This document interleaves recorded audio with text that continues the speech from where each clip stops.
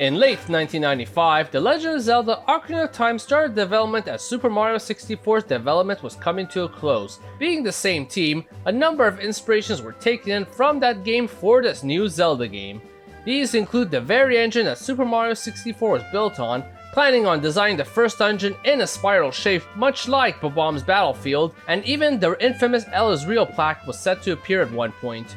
However, the biggest inspiration was that they were going to make Ganons Castle the hub world of Ocarina of Time, much like the way Princess Peach's castle was in Super Mario 64, down to using paintings as teleportation to different areas even. And so, through interviews, theories, and even an artistic rendition, today on Cut Content, we explore when Ganons Castle was the hub world of The Legend of Zelda Ocarina of Time. Before we begin, please hit the subscribe button and hit the notification bell too to further support us and keep creating new videos. When development began, the last major Zelda game was A Link to the Past, featuring a large assortment of dungeons, a large thriving world, a deeper story, and numerous secrets and puzzles to solve. And of course, such a game would make a fantastic game to build from, as many were using their last successful 2D game to make the leap into 3D. Considering a number of ideas were brought in from A Link to the Past, including the Master Sword, Kakariko Village, and so much more, their major hurdle was replicating the overworld. And it had a rather large overworld too, featuring towns, mountains, deserts, and complicated rivers, and so much more that was mixed into the explorable field. Times 2! Replicating that on the N64 would be a challenge, and quite frankly, it is actually impossible to replicate a 3D Link to the Past on the N64 with a seamless transition to all those areas.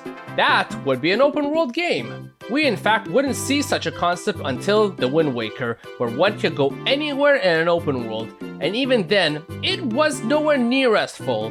This didn't get realized until Breath of the Wild in fact. As such, Zelda games up to that point used a lot of clever tricks to try to make A Link to the Past in 3D. And so, fast forward to 2011, the gaming world was celebrating the release of The Legend of Zelda Ocarina of Time 3D, the game from 1998, now heavily retouched and serving one's portable needs. And with that came a series of interviews in the form of Iwata Asks regarding the development of the original game. In one of them, the then president of Nintendo, Satoru Iwata, asked the game producer Shigeru Miyamoto about how the Super Mario 64 team had learned about the hardware in preparation to make Zelda 64. This led to Miyamoto stating the problem he faced and the solution was, "We put constructing the system first, and since we were going to determine the story in line with the system's capacity, at first I thought only having Ganons Castle might be enough.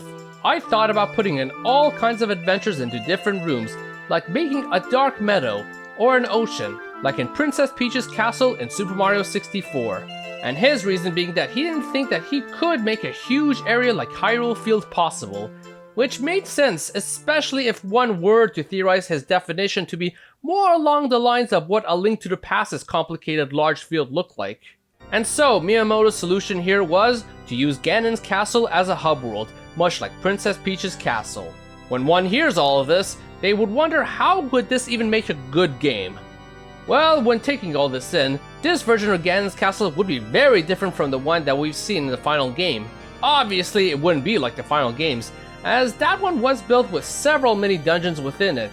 But Miyamoto envisioned it with many rooms. In fact, the boss room where one fights Phantom Ganon is actually a leftover from that stage, with paintings being used to warp to different areas of Hyrule, according to Miyamoto.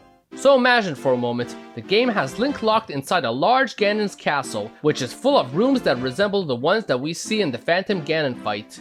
Link can enter these rooms and jump into paintings to get to anything from dungeons, towns, an ocean, and much more. And that is what we know of how Ganon's castle would have even worked. But if this was like Princess Peach's castle, one might have actually started right at the bottom, having access to what likely would be a town or two, such as Hyrule Castle Town, as seen in those old beta screenshots. One could even use such a painting to advance both the story, do side quests, and buy items. A painting one could repeatedly return to for that purpose in fact, and another might even be for the first dungeon of the game. If the story was indeed going to be like it was during the beta stage, which I covered in some videos here that I recommend you check out, Link would have been able to jump through this painting and be in a forest. He would then go to the Great Deku Tree that needs saving, and as such enter the Great Deku Tree's dungeon and fight his way through to save him. But wait, you may be wondering, if it is like Princess Peach's castle, wouldn't he go straight into the action and jump straight into the dungeon instead? Before answering that, I want to bring up, as I have mentioned in previous videos, that there are 4 stages to Zelda 64's development, which becomes clear through the HUD at the top of the screen that shows Link's equipment. Quickly going over them, these include Stage 1 of development, known as A+B buttons only. Stage 2, the A+C buttons only. Stage 3, A+B+C, but in an older style. Stage 4, A+B+C, but in the modern style. All of these represent the 4 stages of development.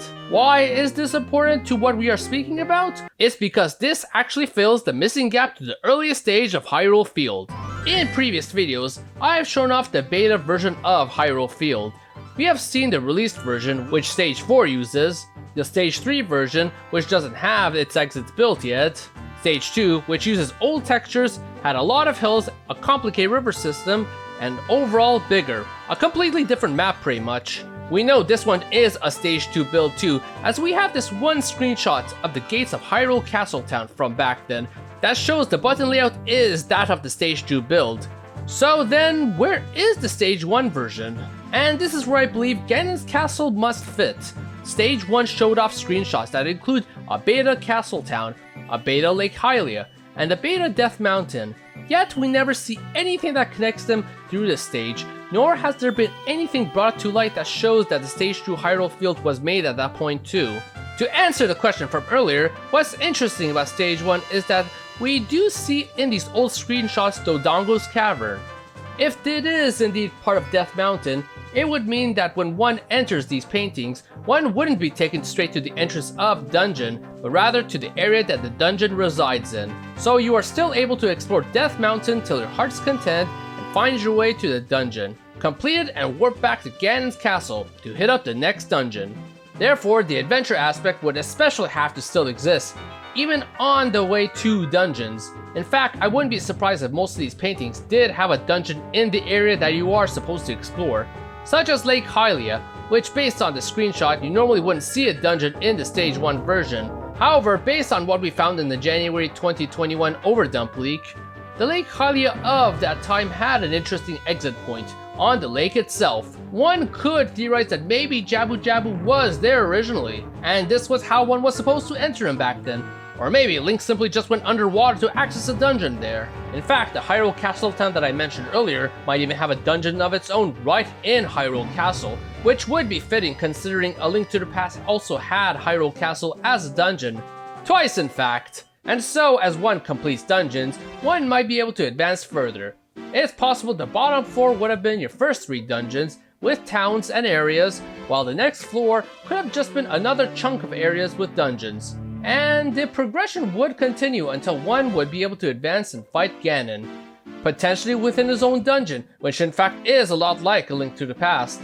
And it might even have been this old beta dungeon that we've seen in screenshots and found within the Giga Leak, which heavily resembles the inside of Ganon's tower in the final game in fact. But would the castle progression be as simple as just elevating upwards? This is still Ganon's castle, which has always been a dungeon up to this point. So it's possible that along the way to climb each floor, maybe a series of puzzles also would have had to be solved. Even Mario 64 had that water puzzle where you ground pound these 2 blocks to drain the water. So realistically, this might have been one very large dungeon that you slowly solved as you cleared dungeons throughout the game. But the question in the end is, would this have still made a good game? Realistically, yes it would have. Consider Hyrule Field itself. It's just one big open map that connects all these areas together. This would serve the exact same purpose, but to a much smaller degree, to the point where that old trading quest for the Big Ron Sword would have been lightning quick in fact. As such, you'd be able to play the exact same game, even if they made all the exits of these areas lead to Ganon's Castle. It wouldn't feel as adventurous nor seamless, but they would have been able to still get away with making a legendary game in the end if they had chosen to go on this route. But thankfully, as the team further learned the hardware of the Nintendo 64, they learned to be able to make a Hyrule Field within the system's specifications, and thus created a seamless, breathtaking world that has remained ingrained into our minds to this date. Whether they even remotely started to make this castle or not is a mystery, but it was at least planned, and also doubled as the earliest version of Hyrule Field 2, as strange as that might sound. Hard to say if we'll ever get to play this version, but if it ever comes to light, I'll definitely plan to cover it, so hit the subscribe button, for I'll plan to be back with more Zelda and other games cut content soon, and hit the like button and comment below on if you would have preferred to have Ganons Castle as the hub world or not. So everyone, thank you for watching!